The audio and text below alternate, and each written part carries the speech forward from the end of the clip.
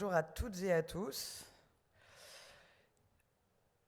Monsieur le Président Ollier, cher Jean-Christophe Tortora et l'ensemble de l'équipe, et notamment Sophie Iborra, faut-il la citer, chers tous, quelle pression vous venez de me mettre. Assurer, après Bruno Le Maire et le président Sarkozy, rien de moins. Je vais donc faire de mon mieux. Et je m'excuse par avance auprès de ceux qui seront déçus, mais le challenge est de haute volée. C'est un grand honneur ce matin pour moi d'ouvrir ce sommet du Grand Paris à une date très particulière qui, je le pense, ne doit rien au hasard. Je ne fais pas référence ici aux fameux 100 jours qui nous restent avant 2022, je vous rassure.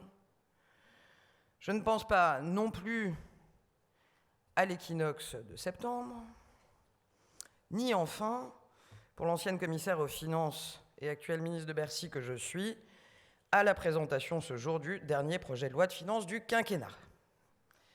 Je pense évidemment à une date qui me ramène à mon passé de féru d'histoire. Le 21 septembre.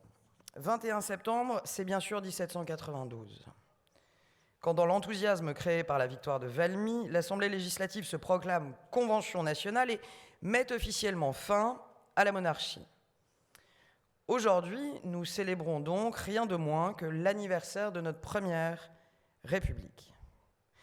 Nous la célébrons en nous demandant quelle ambition le Grand Paris peut avoir pour la France. Or, vous le savez, l'histoire du Grand Paris est très liée à l'histoire de nos républiques successives. Aujourd'hui encore, on trouvera aisément quelques similitudes entre ce que nous voulons faire pour le Grand Paris et ce que nous avons fait pour la République. Je me replongeais hier en préparant cette intervention dans les derniers débats qui émaillent l'actualité de notre métropole. Et force est de constater qu'ils sont à peu près les mêmes qu'il y a 10 ans. Quel périmètre, quelle gouvernance, quelles compétences.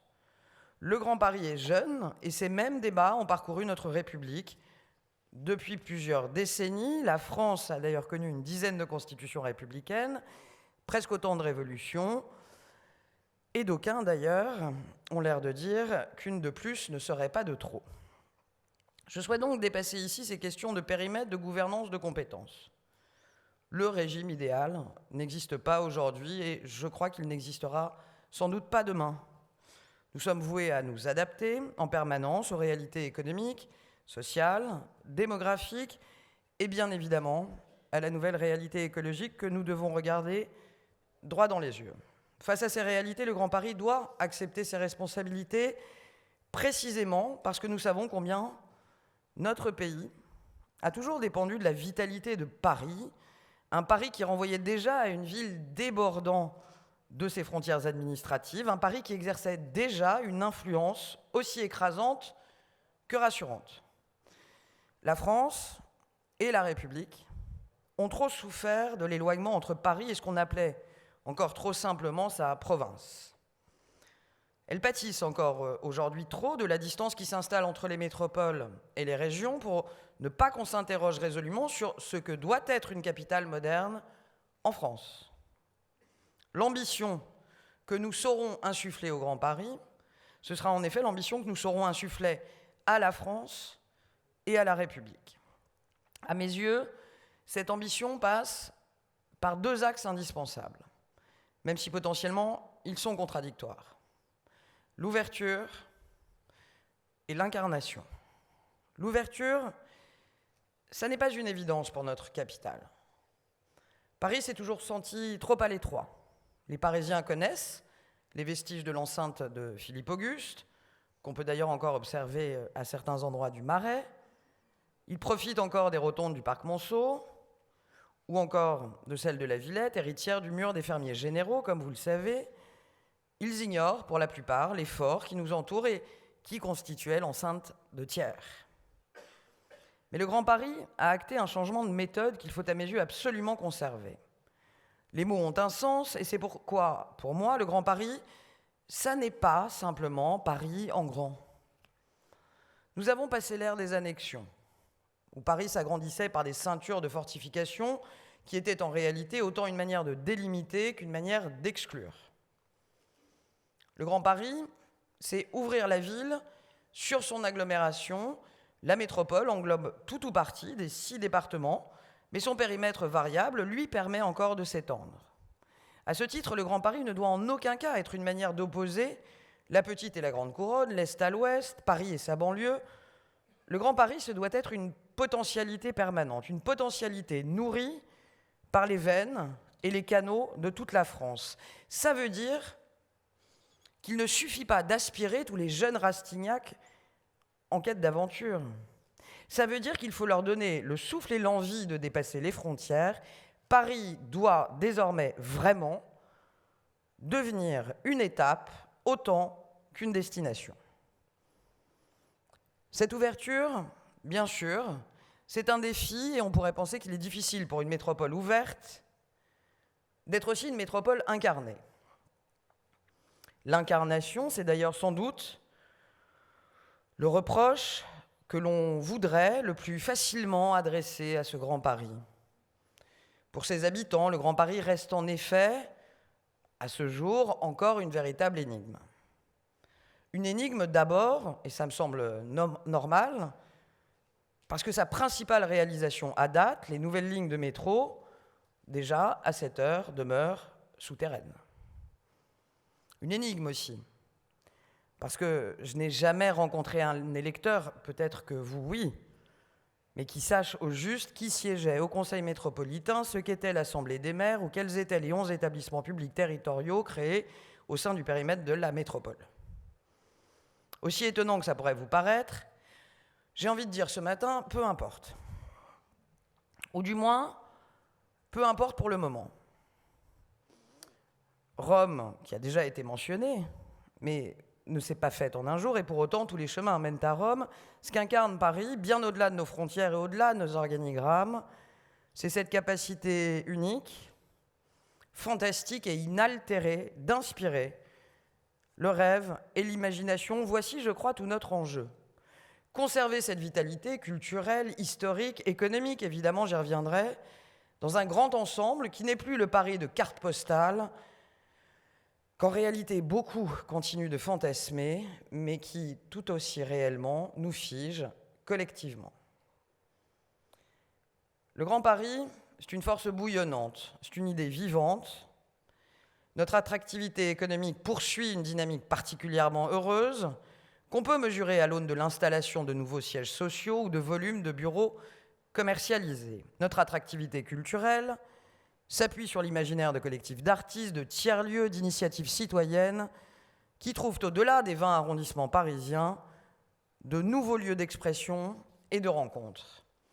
Plus près de mon portefeuille ministériel, et je le sais pour suivre de très près les initiatives internationales en faveur du climat, Paris est la place financière la plus influente en matière de finances durables. Notre droit a influencé l'Europe. Qu'importe les esprits chagrins, qui ne voient jamais le verre plein, nous sommes aussi le premier pays au monde à avoir émis des obligations vertes dès 2017. Nos acteurs, qu'importe les esprits chagrins, sont parmi les plus regardés au monde en matière d'investissement responsable. Nous sommes le premier investisseur en matière de fonds durables aujourd'hui en Europe. Après l'essor de la finance durable, une finance indispensable pour mener la transition écologique et sociale que nous appelons tous de nos vœux, après l'essor de cette finance durable qui est désormais une évidence pour tous, Paris a des atouts incommensurables pour poursuivre cette dynamique en allant encore plus loin. Et c'est aujourd'hui ce qu'on appelle en bon français l'impact investing, ou la finance à impact, qui doit émerger des bordures de la Seine. Une finance qui place des objectifs environnementaux et sociaux au même rang que ses objectifs de rendement. Et je ne parle pas ici d'une vague idée ou d'un souhait, je parle d'une réalité que j'ai le plaisir d'adresser depuis Bercy. Je parle de cette finance dont la recherche d'utilité réelle au plan environnemental et social, une finance dont l'impact extra-financier, comme on le dit, est au même rang que son classement financier. Les premières conclusions de la centaine d'experts et de praticiens de Paris Europlace qui y travaillent doivent m'adresser d'ailleurs dans les jours qui viennent leurs conclusions pour que Paris demeure et diffuse de plus en plus son influence au sein de l'écosystème financier international. N'oublions jamais que c'est à Paris qu'a été signé en 2015 le plus grand accord international en matière de lutte contre le changement climatique. N'oublions jamais que c'est à Paris que 190 États se sont engagés à limiter le réchauffement climatique. Je vois dans ce choix de Paris, pour conclure cet accord, la projection qui en est faite, celle du ville-monde en perpétuelle transformation et dont la capacité d'innovation s'est toujours nourrie de l'extérieur. Quand on dit, pour terminer, que Paris est une ville-monde, ça n'est pas seulement parce que Paris rayonne dans le monde, c'est parce que le monde rayonne dans Paris. C'est ici, je crois, que se rejoignent l'ouverture et l'incarnation. Nous aurons très vite une nouvelle occasion de le démontrer avec les Jeux Olympiques et Paralympiques de 2024. Une opportunité pour réaménager le territoire par de nouvelles infrastructures autour de nouveaux bassins de vie, une opportunité pour corriger les déséquilibres historiques qui engendrent leurs propres inégalités au sein du Grand Paris et entre le Grand Paris et la France. Ces Jeux sont un pari et, là encore, l'État est et sera aux côtés de toute la métropole pour le réussir. En réalité, depuis le début de mon intervention, je me rends compte que je vous parle en tant que Parisienne, plus qu'en tant que ministre. Je m'en excuse et en même temps, c'est normal. C'est normal parce que je suis viscéralement attaché à ma terre natale. J'y suis né, rue Ordener, dans le 18e, j'y ai grandi. J'ai grandi dans ce Grand Paris, à Bois-Colombes, Bécon-les-Bruyères, La Garenne-Colombes. J'ai appris à Cergy. J'y vis, j'y suis élu. Et j'ai cette ville, dans son acception la plus grande et la plus ambitieuse, chevillée au corps.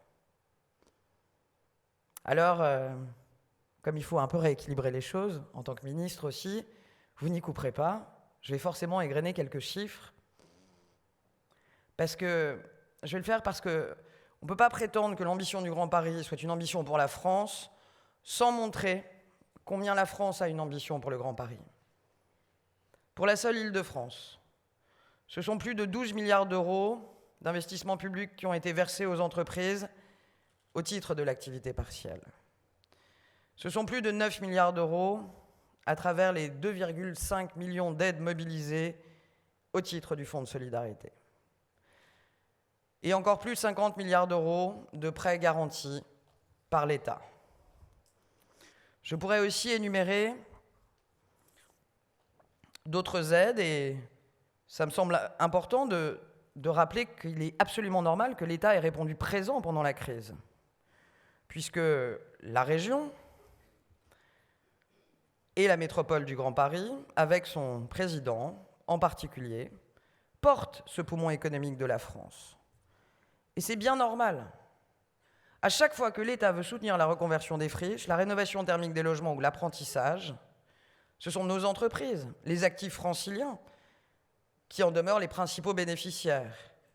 La région concentre l'essentiel des forces économiques de la nation. Oui, il faudrait sûrement plus, dira, sans présager, mais je le pense, le président Ollier. Mais prenons déjà la mesure de l'investissement public, et le président Ollier y reviendra, prenons bien aussi la mesure de l'ampleur des investissements privés.